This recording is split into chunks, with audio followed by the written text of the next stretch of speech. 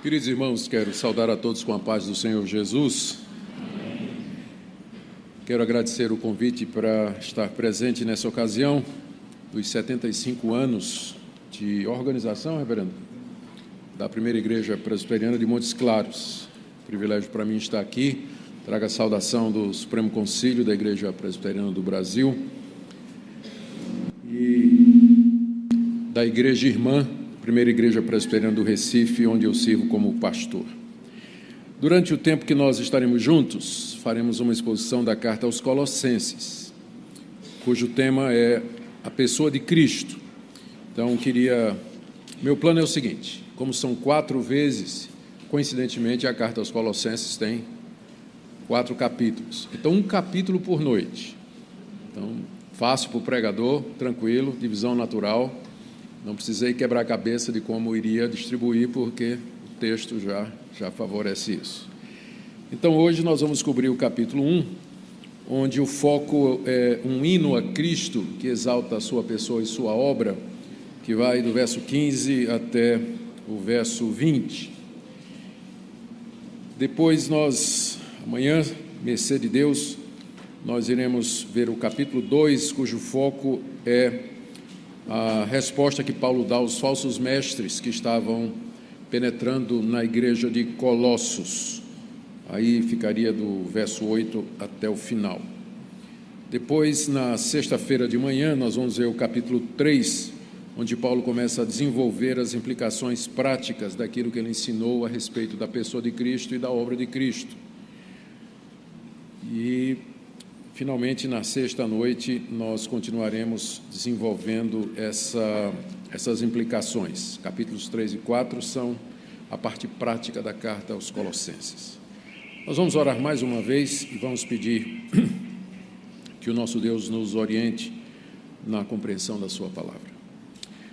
Ó Pai, nós estamos diante da Tua revelação escrita e nós pedimos que Teu Espírito Santo nos conduza na compreensão da mesma.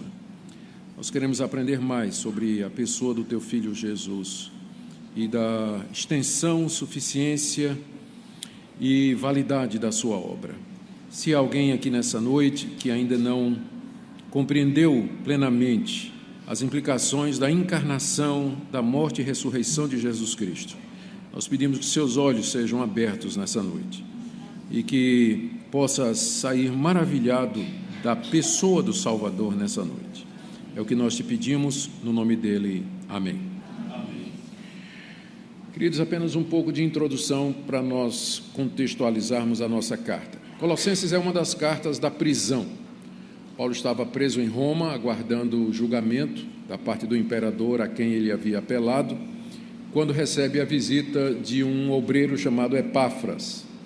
Epáfras provavelmente se converteu debaixo do ministério de Paulo, quando Paulo ministrava em Éfeso. O texto de Atos nos diz que durante mais de 2 anos Paulo ministrou naquela cidade e de lá o evangelho se espalhou por toda a província da Ásia, da qual Éfeso era a capital.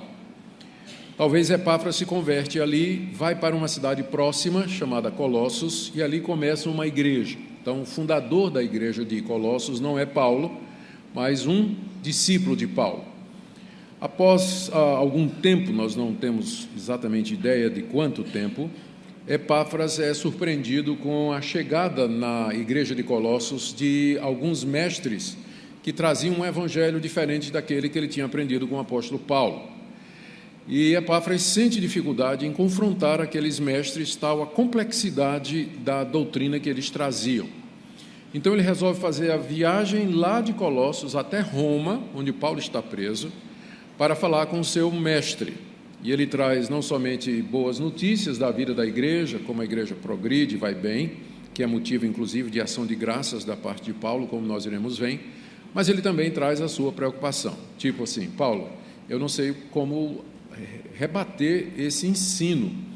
Esse ensino é muito complexo e eu precisaria da sua ajuda nisso aí, porque alguns membros da igreja já parecem estar persuadidos ou estão dando ouvidos a esses mestres e eu tenho receio de que eu não possa conter o avanço deles dentro da igreja. Paulo, então, da própria prisão, escreve essa carta, onde ele agradece aos colossenses, agradece a Deus pelos colossenses, ele sabe dos colossenses pelas notícias trazidas por Epáfras, e ele entra então na refutação dessa perigosa heresia. E o foco de Paulo é responder a esse falso ensino, destacando a pessoa de Cristo, quem ele é, e a suficiência da sua obra. Esse é o ponto central da carta. Todo mundo sabe que Colossenses é parecido com Efésios, mas a aparência é apenas superficial, porque a carta aos Efésios trata de eclesiologia, a doutrina da igreja, é o foco da carta. E aqui em Colossenses, Paulo está falando, ou foca na pessoa de Cristo. A semelhança é, em grande parte, a linguagem que é usada, alguns temas são parecidos, e o fato de que foram escritos no mesmo período da vida de Paulo, que era o período que ele estava na prisão. Então, Colossenses não é um resumo de Efésios, como alguns pensam, né? Porque é mais curtinha do que Efésios, pensam que é um resumo. Na verdade, não é. Trata de um assunto diferente, embora, é claro, a linguagem é bastante parecida. Então, Epáfras deve ter voltado para Colossos, levando essa cartinha na sua mão, e lido a carta na presença de toda a igreja, né? A carta escrita pelo apóstolo Paulo. Paulo também tinha um outro pedido para Epáfras. Ele queria que Epáfras lembrasse a igreja de que ele tinha escrito uma outra carta também, que era para a igreja dos Laodicenses. Laodiceia ficava perto de Colossos. Eram 3 cidades próximas, Éfeso, Colossos e Laodiceia. Paulo escreveu carta a todas as 3. A gente tem a carta de Éfeso, a carta de Colossos, só não tem a carta de Laodiceia, mas Paulo recomenda a leitura dela no final da carta de Colossos, onde ele diz no verso 16: uma vez lida essa epístola perante vós, providenciai porque seja também lida na igreja dos Laodicenses, e a dos de Laodiceia lede igualmente perante vós. O favor que Paulo queria de Epáfras é que lesse essa carta na igreja de Colossos, depois levasse e lesse na igreja dos Laodicenses, provavelmente porque a infecção teológica já havia alcançado, inclusive, a igreja de Laodiceia. E aí aproveitasse para ler também a carta que Paulo escreveu para a igreja de Laodiceia, que nós não temos. Não me pergunte o que iria acontecer se um dia a gente descobrisse a carta de Paulo aos Laodicenses. A gente colocaria na Bíblia, sim ou não? Não é? Não sei a resposta para essa pergunta e não vou entrar nisso aqui. Mas então esse é o nosso plano, essa é a carta e é a razão pela qual ela foi escrita. Então, hoje à noite vamos ver o capítulo 1, onde o apóstolo Paulo faz a introdução costumeira, saudações, ora pelos colossenses, fala da pessoa de Cristo e do ministério que Cristo confiou para ele. Vamos ler primeiro, prefácio e saudação, versos 1 e 2. Paulo, apóstolo de Cristo Jesus, por vontade de Deus, e o irmão Timóteo, aos santos e fiéis irmãos em Cristo que se encontram em Colossos, graça e paz a vós outros, da parte de Deus, nosso Pai. A introdução segue o padrão, modelo das cartas e epístolas daquela época. Diferentemente de nós, não é? A carta começa identificando o autor, e aqui Paulo se identifica como apóstolo de Jesus Cristo por vontade de Deus. Ele sempre sente necessidade de fazer isso, porque durante todo o seu ministério, Paulo foi questionado sobre a autenticidade do seu chamado apostólico. Já que ele não fazia parte dos 12 que foram originalmente chamados por Jesus, sempre havia alguém que questionava se de fato ele era um apóstolo de Jesus Cristo. Por isso que em praticamente todas as cartas que ele escreve, ele diz: eu sou Paulo, apóstolo de Jesus Cristo, pela vontade de Deus ou pela determinação de Deus, ou termos afins. Então ele faz a mesma coisa aqui. Em seguida, ele identifica os recipientes. No verso 2, santos e fiéis irmãos em Cristo que se encontram em Colossos.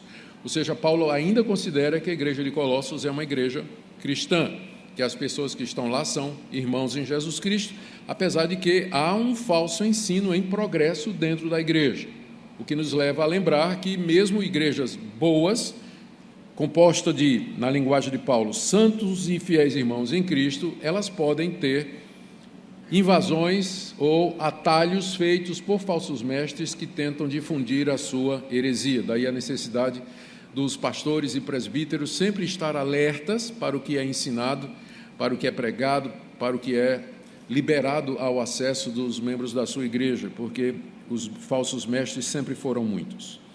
Do verso 3 até o verso 8, o apóstolo Paulo registra que recebeu informações a respeito da igreja da parte de Epáfras, que ele está muito feliz pelo que ouviu e que a partir dali ele colocou a igreja de Colossos no seu caderninho de oração e que quando ora pela igreja de Colossos ele está grato por 3 coisas em particular que Epáfras havia falado: pela fé da igreja, o amor da igreja e a sua esperança. Vamos lá, verso 3. Damos sempre graças a Deus, Pai de nosso Senhor Jesus Cristo, quando oramos por vós, desde que ouvimos da vossa fé em Cristo Jesus e do amor que tendes para com todos os santos, por causa da esperança que vos está preservada nos céus, da qual antes ouvistes pela palavra da verdade do Evangelho, que chegou até vós, como também todo mundo está produzindo fruto e crescendo, tal acontece entre vós, desde o dia em que ouvistes e entendestes a graça de Deus na verdade, segundo fostes instruídos por Epáfras, nosso amado conservo, e quanto a vós outros, fiel ministro de Cristo Jesus. No verso 3, o apóstolo Paulo informa a igreja dos Colossenses de que sempre agradece a Deus toda vez que orava pela igreja, o que já em nós desperta um sentimento da grandeza da alma do apóstolo Paulo. Eu queria saber quantos pastores aqui oram pela igreja dos outros. A gente, pastor, mal ora pela nossa, né? Mas Paulo orava pela igreja de Epáfras. E ele diz que orava toda vez, todo dia. Na lista de oração de Paulo está assim: Senhor, faz a igreja de Epáfras crescer, faz a igreja de Epáfras se multiplicar, faz a igreja de Epáfras ser uma bênção, um sucesso na cidade. Às vezes o ciúme impede que os colegas orem pelas igrejas uns dos outros. A ciumeira, né? A gente fica querendo que a nossa igreja cresça, mas a do irmão, não. Paulo, todo dia, desde que ele tomou conhecimento da igreja de Colossos, ele diz aqui que orava sem cessar por aqueles irmãos. E quando ele orava, ele agradecia 3 coisas que ele ouviu da parte de Epáfras, verso 4. Desde que ouvimos, primeiro, da vossa fé em Cristo Jesus, sinal de que os colossenses haviam abraçado o Evangelho, conforme Epáfras havia ensinado, o Evangelho de Cristo, onde Jesus é apresentado como Filho de Deus, aquele que veio ao mundo para ser o Salvador de todo aquele que crê, e que por meio dele nós temos redenção de pecados mediante a fé. Os colossenses creram nesta palavra, e Paulo tomou conhecimento disso e agradecia a Deus porque eles tinham fé na pessoa do Senhor Jesus. Paulo também ouviu, em segundo lugar, no verso 4, do amor que eles tinham para com todos os santos. Os colossenses não somente creram no Evangelho, mas demonstraram isso expressando o amor para com todos os santos. Santos aqui, a palavra santo no Novo Testamento, ela é sempre usada com referência aos cristãos no seu sentido mais básico, que significa separado. O cristão é chamado de santo na Bíblia não porque ele é perfeito, mas porque ele foi separado do mundo para servir a Deus. Portanto, sendo uma interpretação teológica equivocada aquela que transforma em santos algumas personagens da história da igreja, como se elas fossem superiores aos demais cristãos, são canonizadas e autorizadas a receber adoração, veneração, orações, pedidos e assim por diante. É uma interpretação errada do termo. O termo não significa, ao chamar na Bíblia, quando alguém chamava outro de santo, não queria dizer que ele era mais espiritual ou num status superior aos demais, simplesmente que ele era crente, ele era separado do mundo para servir a Deus, como todos os crentes são. Então, nós poderíamos muito bem usar esse termo hoje, né? A gente chama de irmãos, mas nós poderíamos chamar de santos também, é biblicamente correto. Só que o termo, em português, ele tomou essa conotação de alguma coisa sem defeito, alguma coisa perfeita, o que não cabe para nós, não é? Nós somos santos pecadores, nós somos santos imperfeitos. Então, por isso o termo não é usado, mas era assim que os cristãos se chamavam naquela época.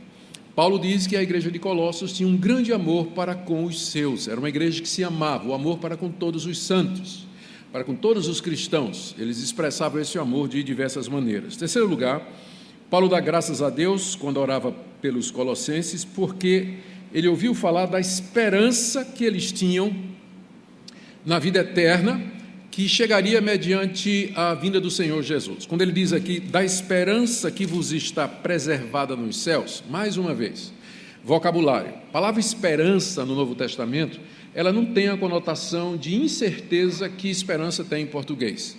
quando a gente diz assim, eu espero que aquilo vai dar certo, a gente está expressando uma certa dúvida. Mas o termo esperança no Novo Testamento, ele carrega certeza. A coisa você espera uma coisa certa. Então, quando a Bíblia fala a esperança da nossa salvação, ou quando Paulo diz em esperança fomos salvos, não é que há dúvida. É que o termo, na língua grega, significa certeza. É você esperar alguma coisa que é certa.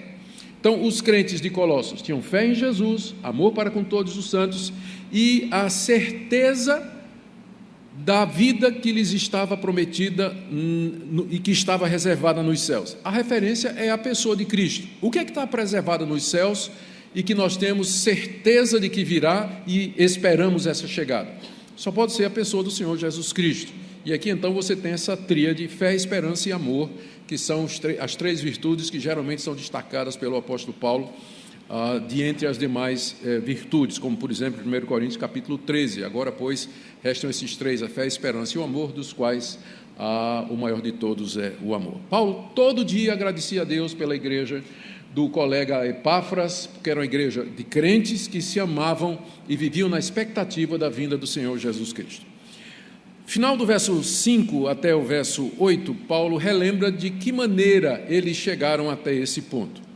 Eles tinham ouvido a respeito de Cristo pela palavra da verdade do Evangelho. Foi isso que Epáfras pregou em Colossos, a palavra da verdade do Evangelho.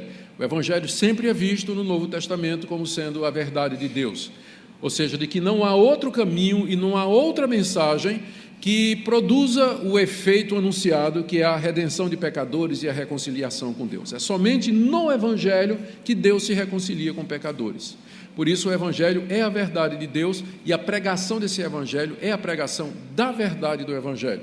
Foi isso que Epáfras pregou ali, e Paulo aproveita, não é, para encorajar os colossenses, dizendo, o que acontece aí com vocês está acontecendo no mundo todo. Verso 6, essa palavra chegou até vós como também em todo mundo. Aqui é o que a gente chama um exagero, né, que é muito comum, é uma figura de linguagem. Não chegou, na época de Paulo não tinha chegado o Evangelho em todo o mundo. Paulo, inclusive, que ia à Espanha pregar o Evangelho, exatamente porque o Evangelho não tinha chegado na Espanha. Então, quando ele fala todo mundo, era todo mundo habitável, conhecido. Ele está falando aqui dos limites do Império Romano. Na época de Paulo, quando ele estava preso em Roma, o Evangelho já tinha se espalhado para todas as províncias do Império Romano e estava fazendo um progresso rápido no meio da cultura helenística grega. Como ele diz aqui, está em todo o mundo, está produzindo fruto e crescendo. A gente sabe que o século I foi um período de expansão extraordinária do Evangelho de Cristo. E eles não tinham metade dos recursos que nós temos hoje. Hoje nós temos tecnologia, mídia social, temos dinheiro, junta de missões, temos todo tipo de recurso disponível e a velocidade de crescimento do Evangelho não chega perto daquela da igreja cristã primitiva, que sem recursos, sem acesso, sem transporte, sem juntas de missões, e eles evangelizaram o mundo conhecido já na época do apóstolo Paulo. E o que estava acontecendo no mundo, Paulo diz no verso 6, está acontecendo entre vós, desde o dia em que ouvistes e entendestes a graça de Deus na verdade. Não somente ouviram, mas entenderam. Porque muitos ouvem, mas os que entendem são poucos. E é preciso você entender a graça de Deus em Cristo para que você possa ser salvo por este Evangelho e fazer parte da Igreja de Deus que cresce no mundo todo. No verso 7, Paulo então dá o crédito a Epáfras, segundo fostes instruídos por Epáfras, nosso amado conservo. Mais uma vez, a nobreza e a grandeza da alma de Paulo é uma inspiração para todos os pastores. Epáfras era discípulo de Paulo, Paulo era apóstolo de Jesus Cristo, com autoridade sobre as igrejas. Epáfras era pastor de uma igreja numa cidadezinha pequena, Colossos estava lá na base do rio Ilírico, no vale do rio Ilírico, não é uma cidade sem muita importância, e Paulo se refere a ele como nosso amado conservo, ou seja, meu colega de ministério Epáfras. Paulo honrando os colegas, né, animando os irmãos, sem dar uma carteirada, né, dizendo, se colocando acima de Epáfras, mas na verdade diante da igreja, autorizando o pastor dela, Epáfras, que é o ministro de vocês, ele é meu amado conservo, fiel ministro de vocês e meu amado conservo. A gente tem muito a aprender, a pastorada tem muito que aprender com o ministério do apóstolo Paulo, especialmente numa época em que falta ética, faltam princípios corretos e motivações exatas para pessoas que estão no ministério fazerem o que fazem. Mas aqui está o início da carta. A partir do verso 9 ao 12, Paulo agora começa a orar pelos colossenses. Primeiro ele disse pelo que dava graças, agora ele vai orar. E ele pede, em linhas gerais, 5 coisas que nós vamos ver rapidamente. Vamos ver o que é que ele pede aqui. 4, eu anotei 4. Por essa razão também nós, desde o dia em que ouvimos, não cessamos de orar por vós e de pedir que transbordeis de pleno conhecimento da sua vontade, em toda sabedoria e entendimento espiritual, a fim de viverdes de modo digno do Senhor para o seu inteiro agrado, frutificando em toda boa obra e crescendo no pleno conhecimento de Deus, sendo fortalecidos com todo o poder, segundo a força da sua glória, em toda perseverança e longanimidade, com alegria, dando graças ao Pai que vos fez idôneos à parte que vos cabe da herança dos santos na luz. Depois de agradecer a Deus pela vida dos colossenses, Paulo então pede 4 coisas por eles, porque por melhor que uma igreja esteja, ela sempre carece de orações. Paulo está grato pela igreja de Colossos, fé, amor e esperança. Eles ouviram a verdade do Evangelho, eles haviam crido, haviam compreendido a graça de Deus, mas isso não quer dizer que eles estavam prontos. Por isso Paulo intercede agora por eles, ora pelas ovelhas de Epáfras, como nós deveríamos orar pelas ovelhas dos nossos colegas também, não é? Ele ora pelas ovelhas de Epáfras, e ele pede 4 coisas. Verso 9: por essa razão também nós, desde o dia em que o ouvimos, ou seja, ouvi a respeito de vocês e das necessidades de vocês, não cessamos de orar por vós, oração incessante do apóstolo Paulo, e de pedir que, e aí vem 4 coisas para as quais eu preciso antes introduzir vocês a chamada heresia de Colossos, para a gente entender por que é que Paulo pede especificamente essas coisas. Eu já mencionei que a cidade estava sendo infiltrada por esses mestres que se apresentavam trazendo uma mensagem diferente do Evangelho da Verdade que Epáfras havia pregado ali e que, por sua vez, ele tinha aprendido com o apóstolo Paulo. Mas exatamente o que esses mestres estavam ensinando? Até hoje, o exato conteúdo permanece um mistério. E é tão complicado o ensino desses mestres que esse ensino ele ficou conhecido como a heresia de Colossos, porque não aparece em nenhuma outra parte do Novo Testamento, a não ser na carta aos Colossenses. E talvez tenha sido um movimento que ficou localizado ali naquela região do Vale do Ilírico, que compreendia Colossos, Laodiceia, Hierápolis, talvez, uma outra cidadezinha menor naquela região ali. O que a nossa ignorância a respeito dessa seita que estava entrando lá na igreja, ela foi um pouco esclarecida no final da década de 50 do século passado, quando os arqueólogos desenterraram a biblioteca gnóstica inteira na cidade de Nag Hammadi, no Egito. Essa biblioteca de escritos gnósticos datava do século II depois de Cristo, e era composta de cartas da época, que inclusive avançou muito o nosso conhecimento do estilo literário da epístola, né, que nós encontramos aqui, o gênero literário epístola, que, por exemplo, Colossos é uma epístola, e a gente pensava que era uma coisa assim meio que fora dos padrões da época, mas a biblioteca de Nag Hammadi mostrou que esse estilo de epístola ele era muito comum naquela época. O grego do Novo Testamento, que as pessoas pensavam que era um grego santo, porque não tinha nada parecido, é diferente do grego da Septuaginta, do grego clássico, mas é igual ao grego que nós encontramos lá na biblioteca gnóstica do século II, que era o grego que era falado pelo povo. Daí o grego do Novo Testamento ser chamado grego koiné, ou grego comum, era o grego que era falado pelo povo, não é nenhuma língua santa que o Espírito Santo inventou, segundo alguns estudiosos pensavam, em meados do século passado. E também nos deu acesso a informações sobre esse movimento chamado gnosticismo, que iniciou no século I, floresceu no século II, foi enfrentado pelos pais da igreja e derrotado aí pelo meados final do século III, início do século IV, quando foi declarado como sendo herético, não sem fazer um grande estrago dentro da igreja cristã. O gnosticismo foi a primeira grande heresia cristã depois do legalismo dos judaizantes, que nós encontramos, por exemplo, na carta aos Gálatas, e que é combatido veementemente pelo apóstolo Paulo.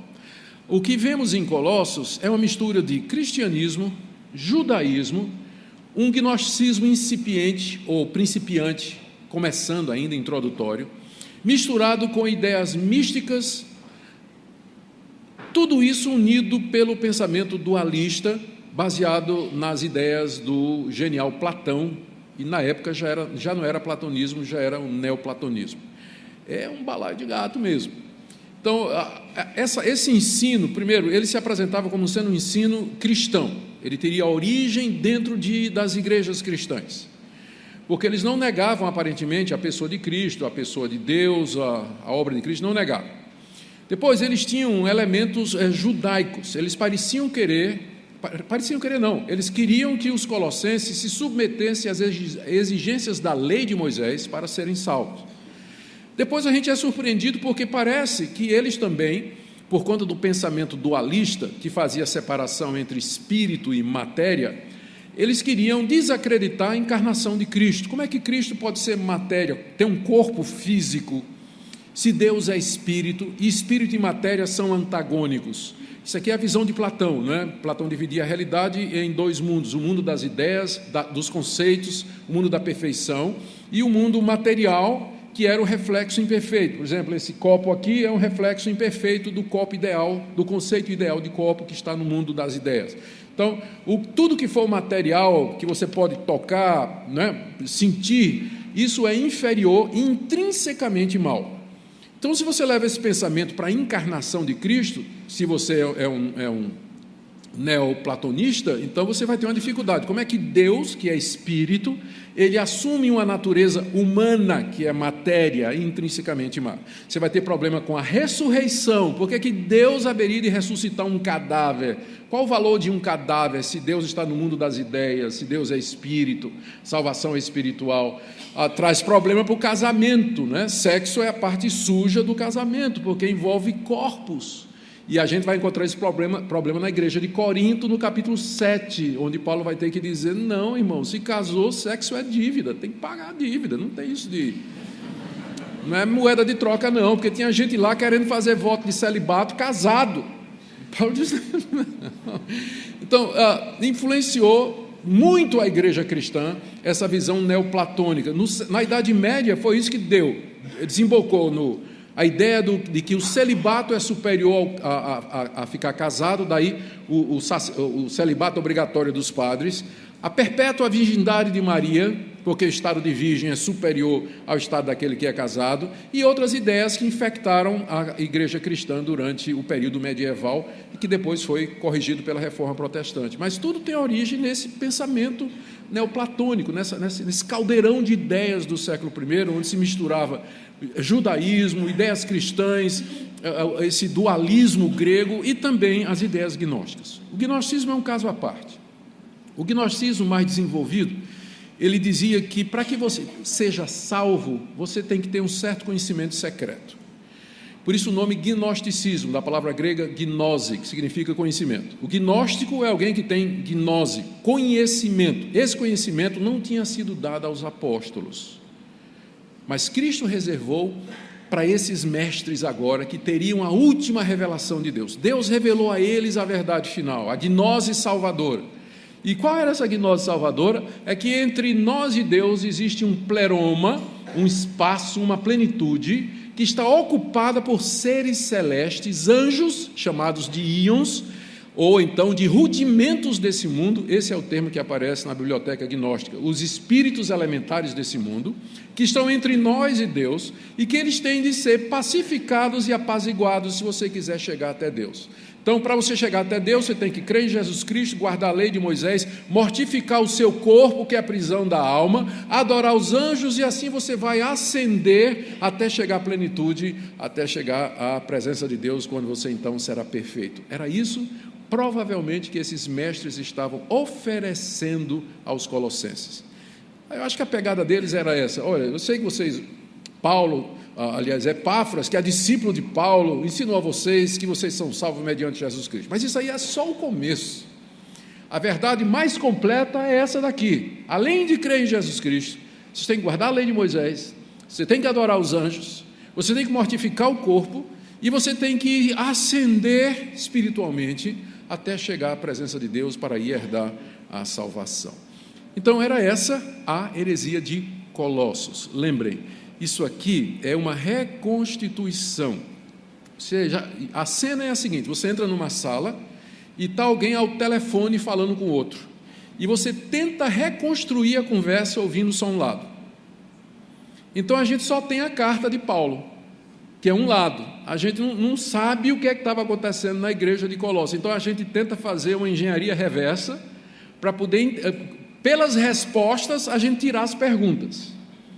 Ou pela solução de Paulo, a gente tirar qual era exatamente o problema. E depois de feito esse trabalho, que é o trabalho dos exegetas, né? Os teólogos de gabinete, que ninguém gosta, todo mundo devia estar evangelizando, pregando e tal. O teólogo de gabinete fica perdendo tempo com essas coisas, né? Mas no final, pelo menos, dá uma Bíblia para você que você possa ler, traduzida, com nota de rodapé, para lhe esclarecer direitinho, para você ter o que evangelizar, né? Ter o que dizer. Então, feito tudo isso aí, o quadro que nos aparece é exatamente desse. É porque a doutrina mata, né, irmão? O espírito é que vivifica. Bom, mas tudo bem.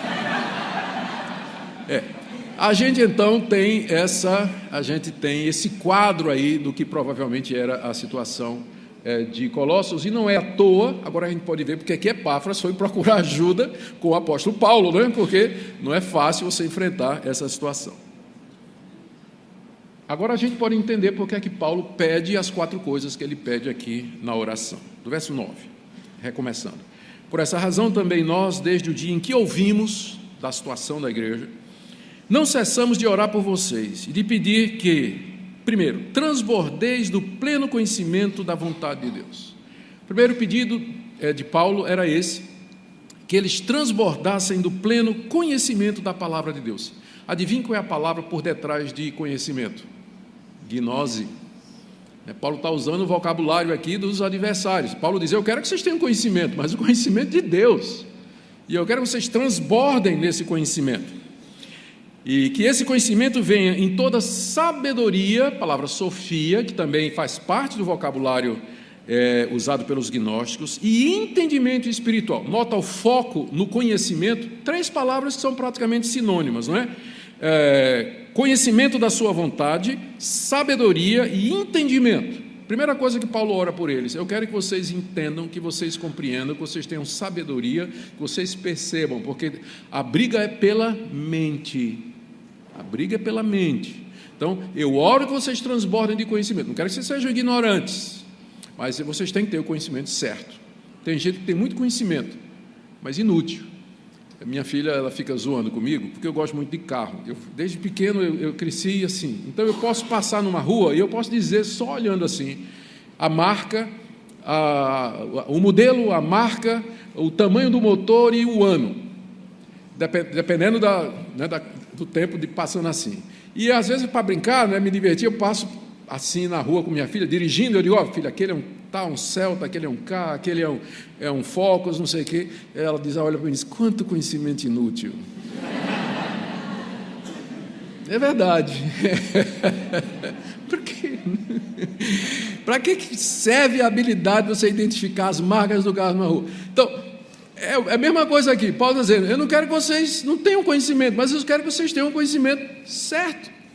Conhecimento que vai produzir salvação, redenção, vai chegar mais próximos de Deus. Primeira oração: vocês sejam cheios, transbordem do pleno conhecimento da sua vontade. Segundo, esse conhecimento não é um conhecimento, não quero que isso apenas enche a cabeça de vocês, verso 10, a fim de que vocês vivam de maneira digna do Senhor. As 2 coisas estão ligadas. Você só pode viver de maneira digna do Senhor se você souber do que é que o Senhor gosta, quem é Ele e o que Ele quer. Por isso, primeira oração: quero que vocês tenham conhecimento de Deus. Segundo, quero que vocês vivam para o agrado de Deus. A sequência aí é de propósito. Nós não podemos separar prática de doutrina.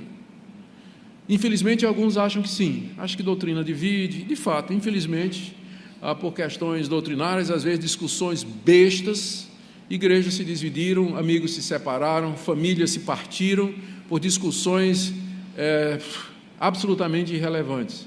Isso desanimou muitos evangélicos, que não querem mais saber de teologia, de discussão, de ponto de doutrina, ou não querem. Eles, então, se refugiam no ditado, que eu já usei antes, que a doutrina, né, a letra mata, mas o Espírito vivifica. Nós queremos ter uma vida cheia do Espírito Santo, vamos amar, vamos evangelizar, fazer bem ao próximo. Mas a pergunta é, como é que você vai fazer essas coisas se você não tiver uma base doutrinária? O que é amar? O que é fazer bem ao próximo? Quando você vai evangelizar, você vai dizer o quê? Então, antes de agir, você precisa pensar, você precisa saber. Por isso a sequência: ore que vocês tenham conhecimento de Deus. Segundo, ore que vocês vivam de maneira digna de Deus, para o seu inteiro agrado. Como eu disse, agradar a Deus de que maneira, se você não sabe do que Ele gosta? Para você saber o que Ele gosta, você tem que estudar a Bíblia. O que é que Deus gosta e o que é que Ele não gosta, que tipo de culto Ele quer, que tipo de culto Ele não quer, como Ele quer o seu casamento, como Ele quer que você crie seus filhos, como é que Ele quer que você se comporte no trabalho. Tudo isso está na Bíblia.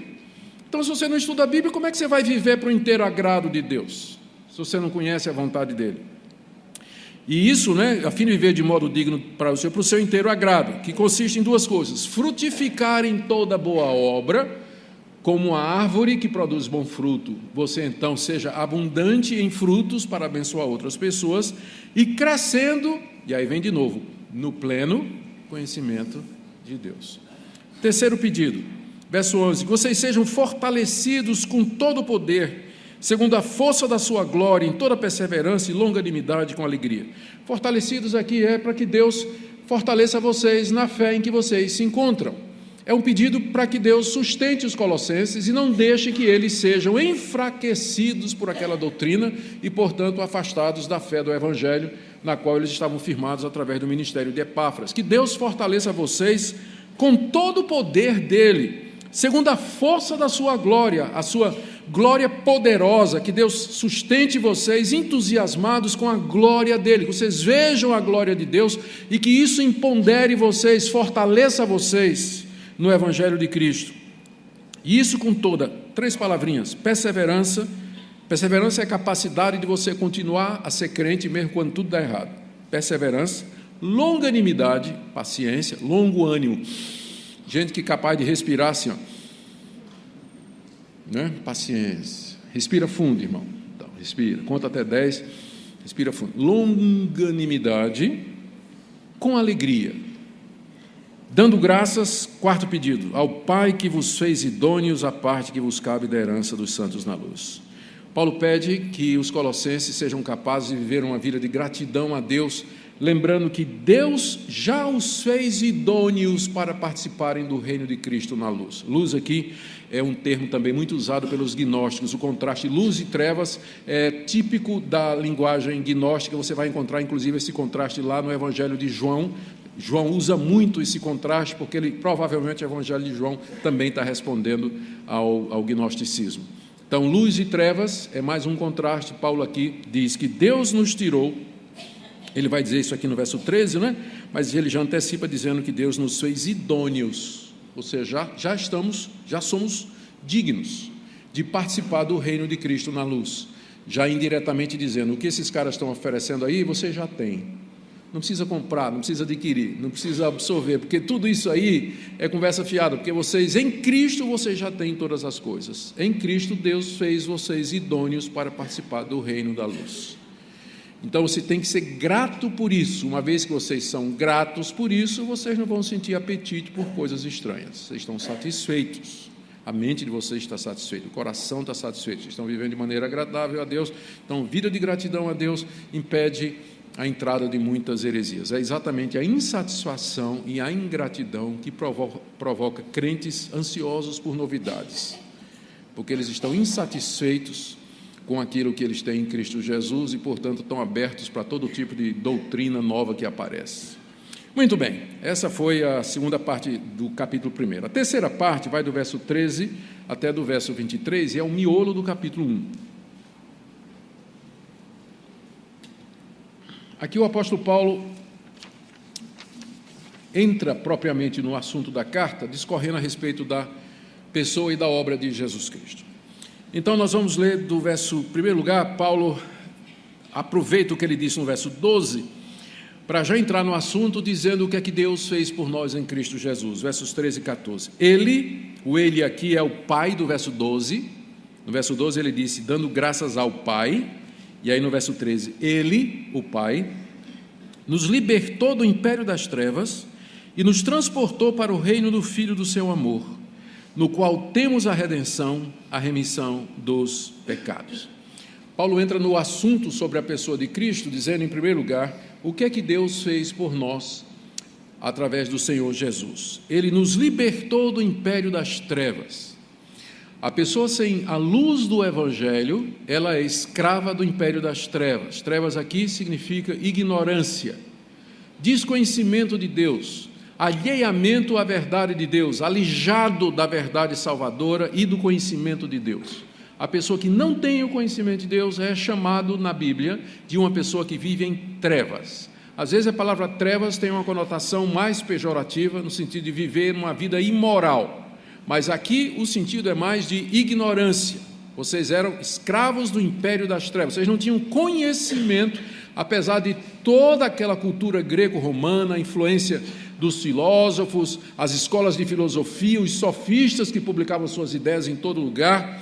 Mas, apesar de tudo isso, o Império Romano e a sua cultura helenística, greco-helenística, vivia em trevas. Era um império porque dominava todas as áreas da sociedade, a começar do governo, do imperador, que se considerava como Deus, descendo por todos os canais civis de poder, até chegar na religião, nas práticas sociais, culturais do povo. Tudo estava dominado pela ignorância de Deus. Era o mundo pagão da época, ao qual os colossenses pertenciam. Mas, através da pregação de Epáfras, da verdade do Evangelho, Deus os libertou. A conversão é uma libertação da ignorância. O Evangelho liberta o homem das trevas, da ignorância de Deus, do Evangelho e da verdade. E é isso que o Evangelho fez com os colossenses. Deus, através da pregação de Epáfras, os libertou do império das trevas. E não somente os libertou, mas os transportou para o reino do Filho do seu amor. Não somente nos livrou do domínio das trevas no nosso coração e da nossa mente, mas nos fez cidadãos do reino celestial. Nos transportou para o reino do Filho do seu amor. Quem é o Filho do amor de Deus? Jesus Cristo. Mas Deus não nos ama? Sim, Ele nos ama também. Mas o amor do Pai pelo Filho é distinto do amor do Pai pela sua criação. O Pai ama o Filho eternamente, por isso que Ele é chamado Filho do seu amor, Ele é único. O Pai ama o Filho eternamente. Pai, Filho e Espírito Santo coexistem por toda a eternidade. E eles, as três pessoas, se amam, se relacionam, se comunicam, a ponto de que podemos afirmar biblicamente que Deus é o único ser perfeito, completamente feliz e satisfeito em si mesmo. Deus não tem nada fora dele que o obrigue a fazer nada por necessidade. Porque tudo que Deus precisa, Ele encontra no ambiente misterioso da Trindade. O Pai ama o Filho, que ama o Espírito, que ama o Pai. As três pessoas se comunicam mesmo sendo um só Deus. Por isso Deus não faz nada a não ser para a sua própria glória e por determinação da sua vontade. Então, o Filho do amor de Deus é a pessoa de Jesus Cristo, em quem nós somos amados e adotados como filhos. Mas é a pessoa de Cristo que é aquele que é o Filho do amor de Deus.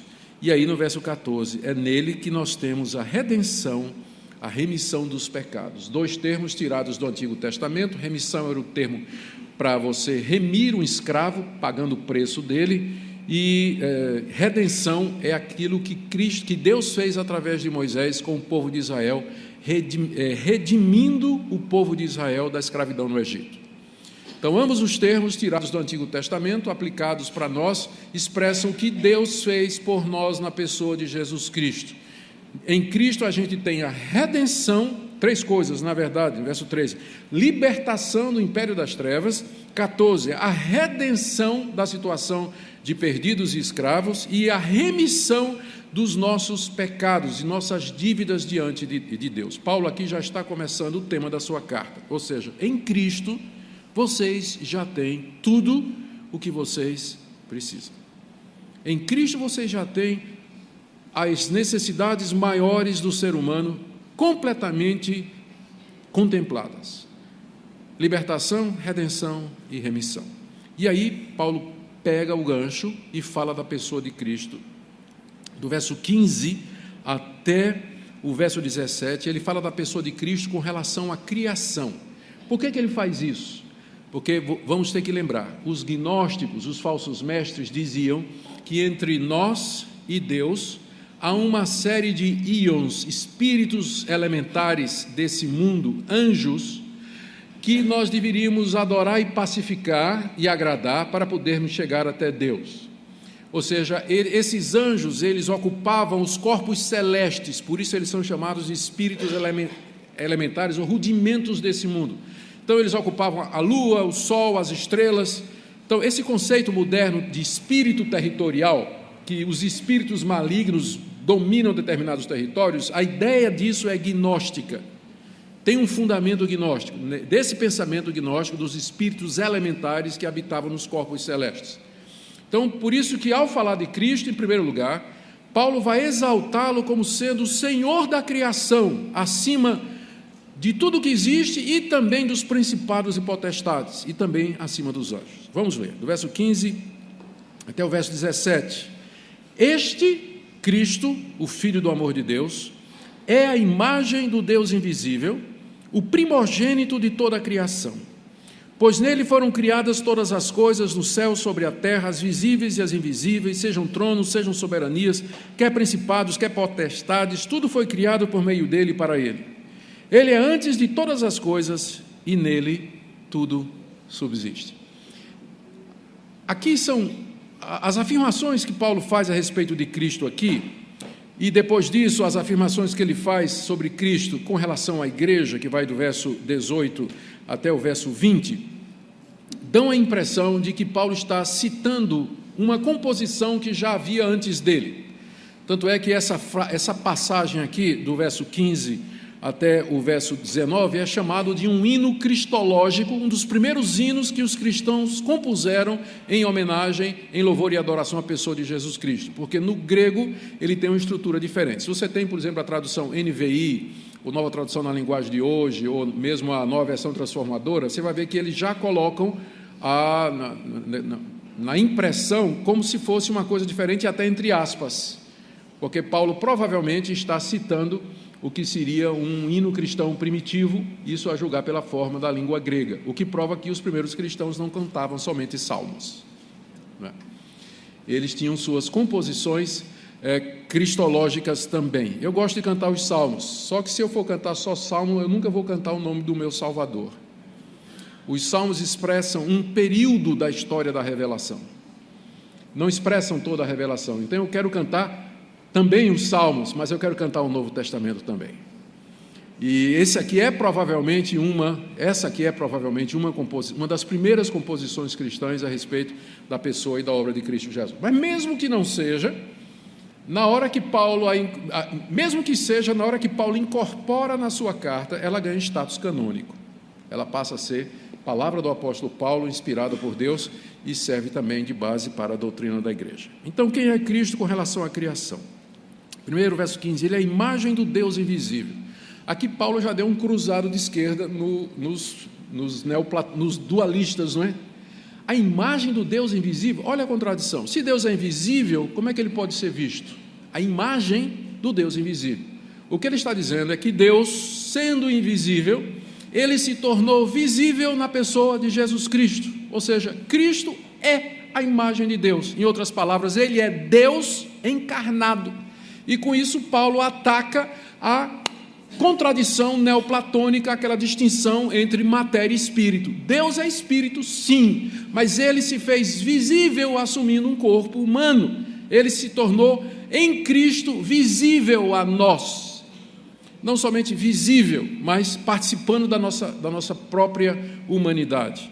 Segundo, ele é o primogênito de toda a criação. Quando ele fala primogênito aqui, nós não devemos entender como sendo o primeiro a ser criado, como algumas seitas entendem, que Cristo teria sido um ser criado pelo Pai. né? Seria um Deus menor criado pelo Pai. Quando ele é chamado aqui de primogênito de toda a criação, está apenas enfatizando o direito que o primogênito tinha de herdar tudo aquilo que o Pai tinha ou havia feito. Nesse sentido, Deus Filho, ele é o herdeiro de Deus Pai. Ele tem todas as coisas. Ele possui todas as coisas. A gente tem que ler isso aqui à luz do contexto. Paulo está querendo rebater a falsa ideia de que entre nós e Deus existem mediadores que são anjos, que devem ser apaziguados para que nós possamos chegar até Deus. Mas aqui Paulo, ao enfatizar a divindade de Cristo, ele é a imagem do Deus invisível, e ele é aquele que vai herdar toda a criação, primogênito de toda a criação, como vai ficar claro a leitura seguinte, essa interpretação.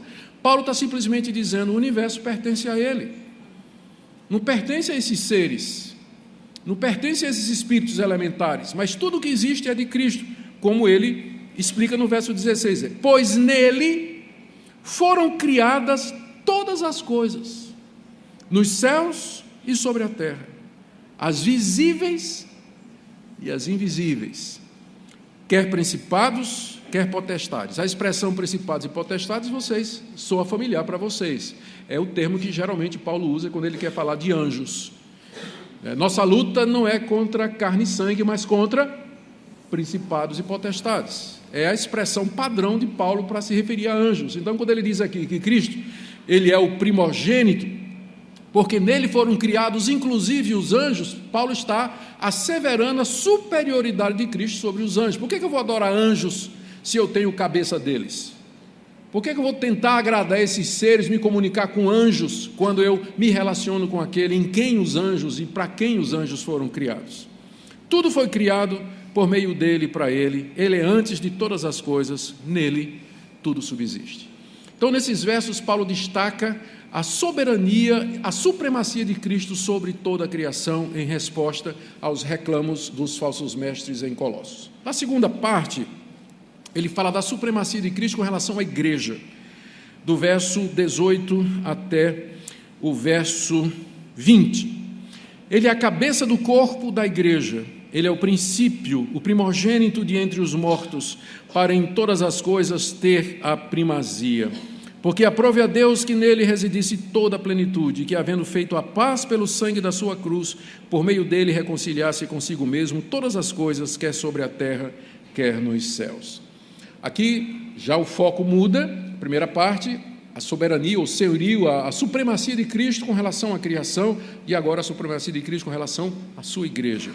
Com relação à sua igreja, verso 18, ele é o cabeça do corpo da igreja. Aqui Paulo vê a igreja e Cristo unidos organicamente como no corpo humano. Só que a igreja é representada pelo corpo e Cristo como sendo o seu cabeça, de onde procede o comando, a provisão, direcionamento, enfim, todo o governo procede de Cristo. A provisão, o sustento, tudo vem dele. Igreja e Cristo estão organicamente unidos no sentido espiritual. É isso que a gente em teologia chama a união mística do crente com Cristo. Nós estamos unidos. Você não pode separar o Senhor Jesus da sua igreja, nem a igreja do Senhor Jesus. Essa é a igreja verdadeira de Cristo, da qual as igrejas locais, como essa, são uma expressão temporal, são uma expressão visível. Mas a verdadeira igreja, que está espalhada entre as igrejas locais visíveis, onde o evangelho é verdadeiramente crido, a verdadeira igreja, então, ela é pura, santa, universal, imaculada e haverá de triunfar no final. Muito bem, é dela que nós fazemos parte. Cristo é o princípio primogênito de entre os mortos. Essa igreja será composta de todos os crentes de todas as épocas que, quando da ressurreição dos mortos, se unirão ao Senhor Jesus Cristo, que já ressuscitou, para com ele viver para todo sempre. Cristo foi o primeiro da ressurreição. A ressurreição já começou, gente. A gente pensa na ressurreição como futura, não é? Mas ela já recomeçou, porque o primeiro já ressuscitou. Quem foi? Cristo. Nós somos o segundo lote. Então, somos o segundo lote. A ressurreição já começou. Então, nesse sentido, ele é chamado do primogênito de entre os mortos, ele é chamado o princípio de todas as coisas, para que em tudo ele tenha a primazia. Quando os evangélicos, bíblicos, insistem que o centro de todas as coisas é a pessoa de Jesus Cristo, nós fazemos isso com base em passagens como essa. Por que Deus fez assim? Porque Deus quer que a primazia na igreja seja de Jesus Cristo. É por isso que o culto tem que ser cristocêntrico, ele não pode ser antropocêntrico. O culto não pode ser voltado para o homem, agradar homem, show, espetáculo. Os hinos têm que apontar para Cristo, a pregação tem que apontar para Cristo, os cânticos têm para apontar para Cristo, o dirigente do louvor tem que apontar para Cristo. Tudo que nós fazemos no culto tem que apontar para a pessoa, ele é que tem que receber a glória. A nossa pregação tem que ser cristocêntrica, o tipo de aconselhamento e encorajamento que eu dou à igreja tem que ser cristocêntrico. Tudo gira na pessoa dele, porque aprove a Deus que nele houvesse, porque Deus o colocou para em todas as coisas ter a primazia. E aí ele termina dizendo no verso 19, porque aprove a Deus que nele residisse toda plenitude. A palavra plenitude é a palavra pleroma, que no vocabulário gnóstico é esse espaço entre nós e Deus, chamado de pleroma. Paulo diz, em Cristo, Deus reside em toda plenitude. Ou seja, o espaço entre nós e Deus está condensado, compactado na pessoa de Cristo, portanto, eu encontro Deus em Cristo.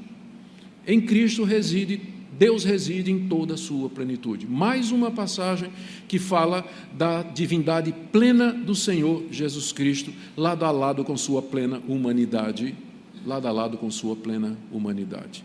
Por que Paulo faz isso? Mais uma vez, ele está rebatendo aqueles conceitos errados. Ele termina aqui, do verso 20 até o verso 23, falando da experiência dos colossenses, porque Paulo é sempre assim, ele faz a teoria, a teologia e depois ele mostra de que maneira isso se aplica.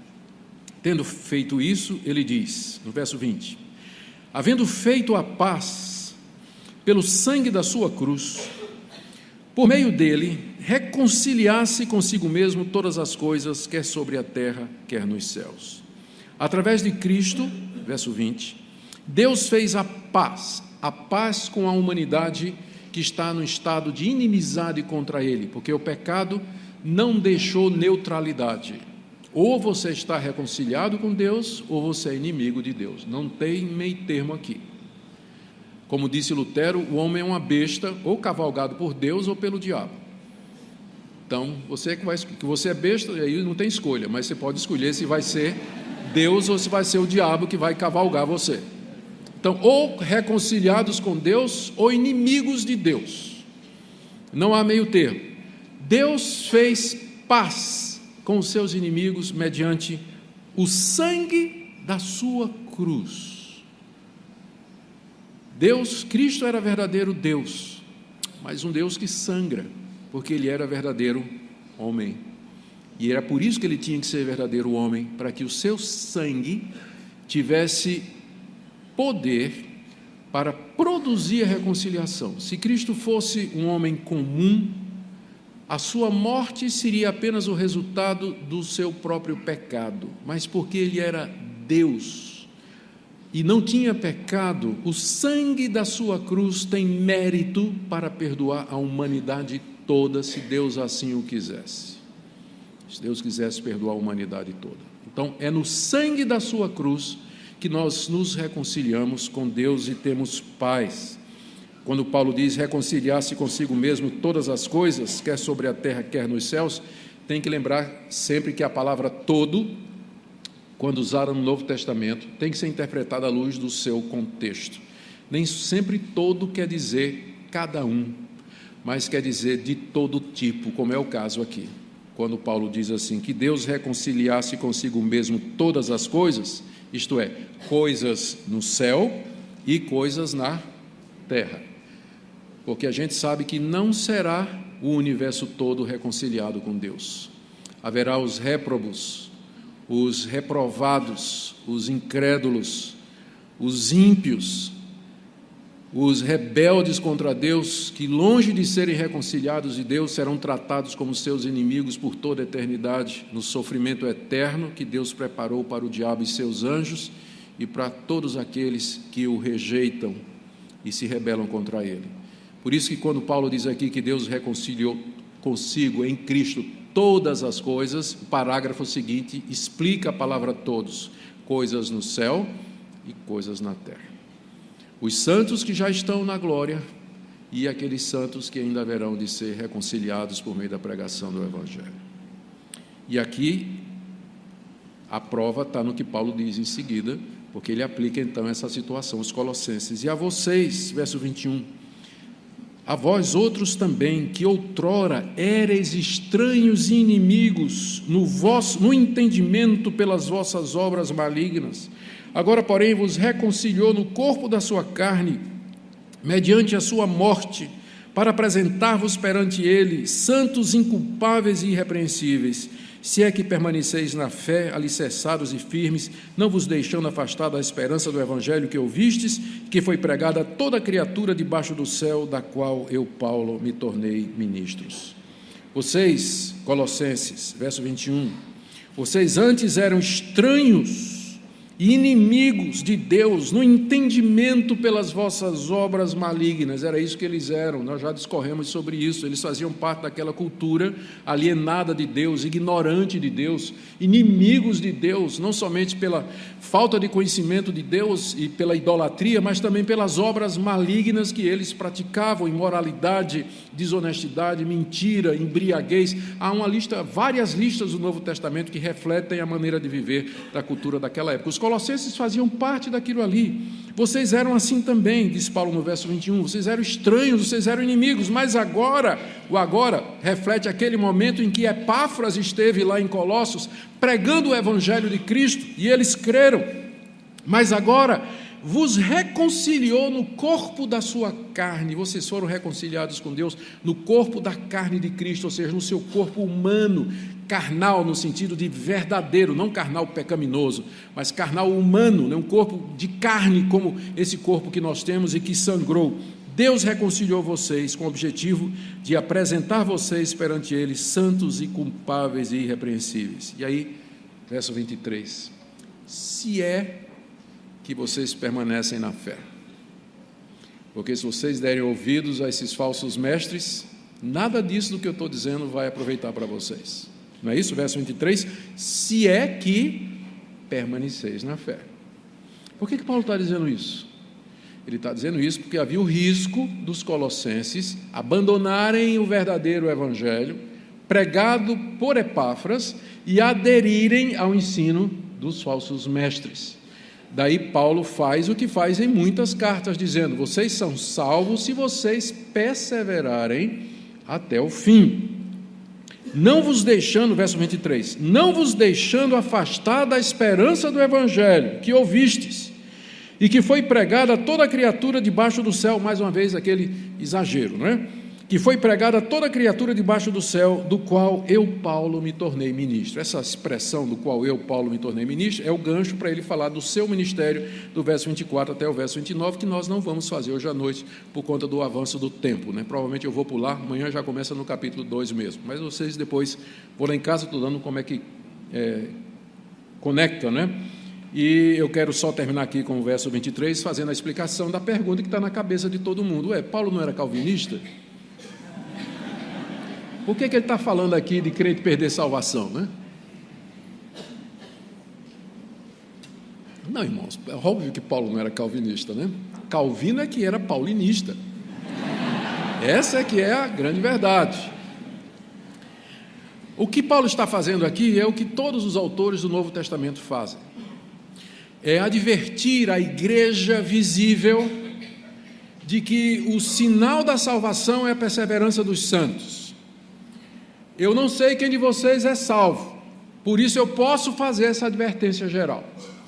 Se eu chegar para o reverendo Gustavo e disser assim, reverendo, se o senhor abandonar Jesus Cristo, o senhor vai para o inferno. Eu estou falando certo ou errado? Absolutamente correto. Se o reverendo Gustavo, se o reverendo Augustus abandonar Jesus Cristo, ele vai para o inferno. Isso quer dizer que um dia eu era salvo e perdi a salvação? Não. Quer dizer que durante muitos anos eu enganei vocês e finalmente eu mostrei quem eu era. Então, como Paulo não sabe nem nenhum autor do Novo Testamento tem a listinha dos eleitos. Existem dezenas de exortações no Novo Testamento dizendo assim: permaneçam firmes, fortaleçam-se na fé, não abandonem o Evangelho, porque se vocês fizerem isso, não há salvação fora do Evangelho. Então, essas exortações, elas servem para fortalecer o verdadeiro crente, que ao ouvir isso, ele se apega mais ainda com Deus e diz: Deus me segura, Deus me sustenta, eu sei que é só a tua graça que faz com que eu permaneça aqui, porque sem a tua graça e a tua atuação no meu coração, eu já teria me desviado há muito tempo. É o Senhor que me sustenta. Então, essas exortações estão aqui para isso. Amém? Concluo com algumas aplicações, tentando resumir aquilo que nós vimos aqui. Primeiro, uma palavrinha aos pastores que estão aqui nessa noite e que não se alegram nem oram pelo sucesso dos outros. Espero que essa palavra aqui seja usada por Deus para corrigir seu coração, meu irmão, para que você se sinta livre para ver que um planta, outro rega e outro colhe, e que Deus dá sucesso maior a um do que a outro. Às vezes não é questão de fidelidade, o que Deus quer de nós é que sejamos fiéis, e Ele é que dá a medida da bênção conforme lhe apraz. Então se alegre quando a igreja do seu irmão está crescendo, quando pessoas estão se arrependendo, se convertendo, quando o verdadeiro evangelho está progredindo. Louve a Deus por isso, louve a Deus por isso. Segunda palavra é aqueles que estão aqui nessa noite e que aprenderam que nós devemos buscar a Deus principalmente pelas bênçãos materiais. Talvez você seja de uma igreja neopentecostal que adota a teologia da prosperidade e você foi ensinado que Deus quer que você seja bonito, feliz, tenha uma esposa, tenha um filho, um carro do ano e que seu negócio prospere. E, portanto, você não faz outra coisa a não ser orar por isso. Você faz campanha, você faz promessa, você faz propósito, sua vida gira em torno disso. Você notou que quando Paulo foi orar pelos colossenses, que ele não pediu nada disso para eles? O que é que Paulo pediu que talvez você não peça? Conhecimento, fortalecimento, sabedoria, paciência e inteligência. Eu duvido que os crentes orem por isso mais do que eles oram por saúde, dinheiro, emprego e arrumar um casamento. Mas essa passagem eu espero que nessa noite exponha o egoísmo do nosso coração. Como a gente é voltado para as coisas desse mundo, e ainda mais quando igrejas ditas evangélicas incentivam essa tendência do coração humano a ver Deus como alguém que existe para suprir as minhas necessidades materiais, com frequência em detrimento do ensino bíblico a respeito da necessidade de redenção, livramento, remissão de pecados, comunhão com Deus e crescimento. Em terceiro lugar, talvez haja alguém aqui nessa noite que esteja em dúvida com relação à divindade da pessoa de Jesus Cristo. Capítulo 1 de Colossenses é uma das passagens cruciais do Novo Testamento para a compreensão dessa cristologia elevada que os autores bíblicos nos apresentam. Cedo, os seguidores de Jesus de Nazaré entenderam de que ele não somente era o Messias de Israel. Ao fazer isso, você estaria sendo somente um bom judeu. Reconhecer que Jesus de Nazaré era o Messias prometido, você estava sendo um bom judeu, apenas isso. Mas que ele era mais do que isso, de que ele é o Filho de Deus, é o próprio Deus que veio a esse mundo, na pessoa do seu Filho, gerado no ventre da Virgem Maria, para estar entre nós, fazer parte da nossa raça, e assim nos redimir de todo o mal. É só então que você passa a ser cristão. É só a partir desse momento que você de fato se torna um cristão verdadeiro. Espero que Colossenses, o argumento de Paulo aqui da necessidade de juntar toda a obra da criação, a obra da redenção, a igreja, o papel dos anjos, a plenitude de Deus, a imagem do Deus invisível, juntar tudo isso na pessoa de Cristo, ajude você a perceber quão crucial e importante é a afirmação dessa verdade para o cristianismo. Jesus Cristo é verdadeiro Deus e verdadeiro homem, nós não podemos separar as duas pessoas. Em quarto lugar, talvez você está aqui nessa noite e você tenha achado interessante a pregação de alguns pastores que dizem que nós somos a razão de todas as coisas que Deus faz, que tudo que Jesus fez foi por mim, que eu sou a razão de Jesus e tudo mais. Quinto ponto.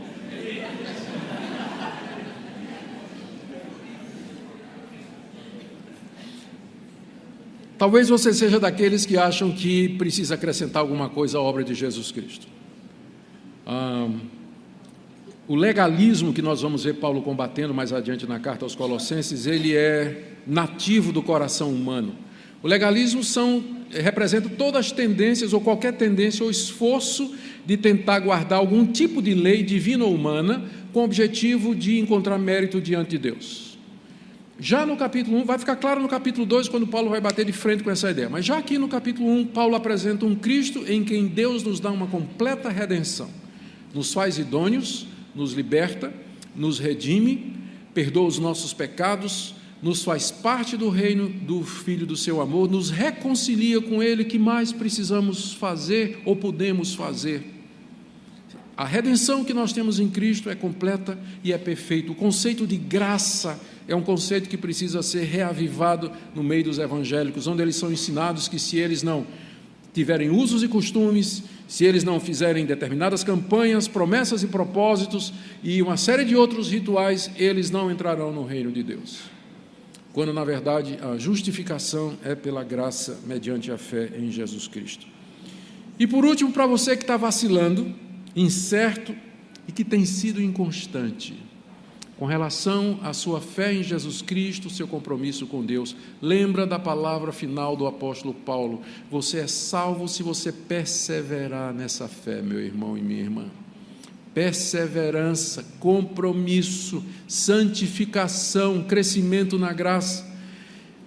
Ficar frequentando uma igreja aqui, outra acolá, talvez desigrejado, sem maior interesse, eu não quero entrar no coração, mas pode ser evidência de que falta isso que Paulo se refere aqui como libertação do império das trevas.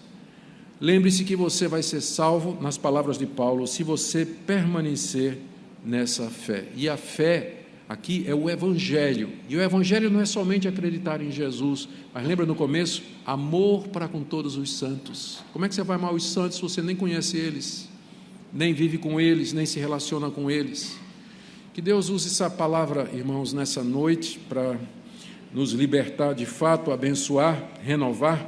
Amanhã, mercê de Deus, nós vamos começar o capítulo 2. Se você quiser ler o restinho do capítulo 1, aqui Paulo fala que o ministério dele é exatamente pregar essas coisas. Foi para isso que Deus o levantou. Vamos orar e com isso nós terminamos. Ó Deus, nós te damos graças pela Tua palavra, que verdadeiramente nos traz aquele conhecimento Teu, que nos liberta, que nos enche de gratidão e de alegria. Eu peço que nessa noite isso torne essa palavra eficaz, exaltando o Teu Filho Jesus, a quem aprove ao Senhor em quem residisse toda a plenitude, e a quem também o Senhor quis que tivesse primazia sobre todas as coisas. Bendito seja o Teu santo nome, Senhor, por amor de Jesus. Amém. Muito obrigado.